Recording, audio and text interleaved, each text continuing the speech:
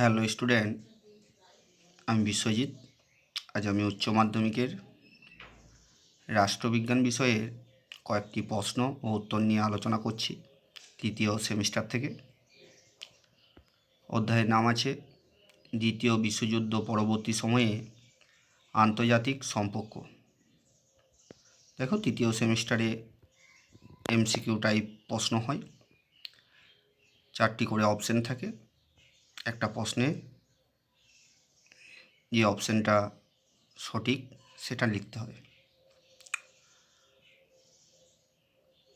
OMR শিটে সেটা চিহ্নিত করতে হয়। দেখো প্রশ্নগুলি, আমি কিন্তু ডাইরেক্ট উত্তর করে দিয়েছি।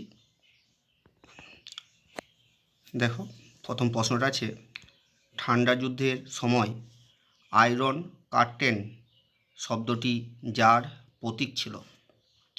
উত্তর হবে পূর্ব ও পশ্চিম ইউরোপের মধ্যে বিভাজন। পরের প্রশ্নটা আছে, দেখো, ন্যাটো ছিল? উত্তর হবে পশ্চিমী দেশগুলির সামরিক জোট। 3 নম্বর প্রশ্নটা আছে, মহাকাশ প্রতিযোগিতা শুরু হয়েছিল যে দেশের মধ্যে? উত্তর হবে যুক্তরাষ্ট্র ও সোভিয়েত ইউনিয়ন। 4 নম্বর প্রশ্ন দেখো,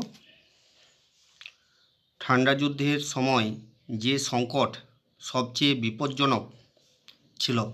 উত্তর হবে কিউবার মিসাইল সংকট। 5 নম্বর প্রশ্নটা আছে, দেতাত কথার অর্থ হলো?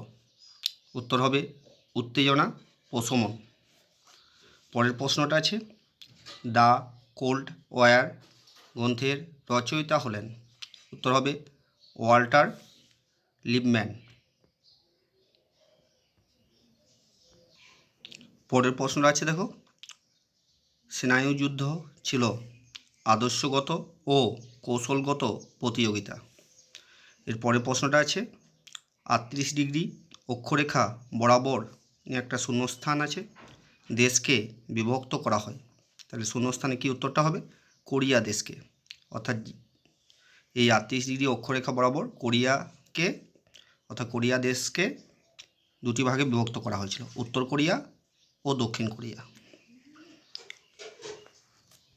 পরের প্রশ্নটা আছে, তৃতীয় বিশ্বের দেশগুলি ঠান্ডা লড়াইয়ের আবহে একটা শূন্যস্থান আছে আন্দোলনে সামিল হয়। অর্থাৎ শূন্যস্থানে বসবে জোট নিরপেক্ষ আন্দোলনে সামিল হয়। 10 নম্বর প্রশ্ন দেখো,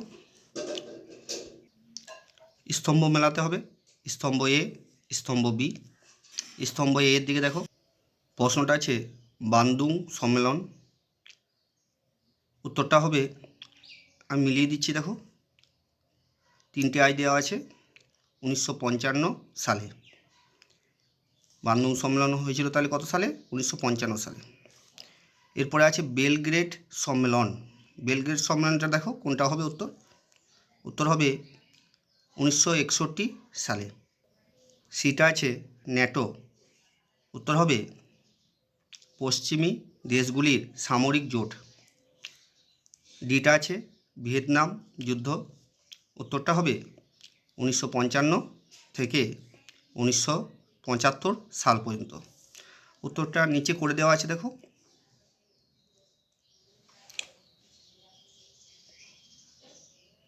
এতটাই। বাকি প্রশ্নের জন্য কমেন্টে জানাবে।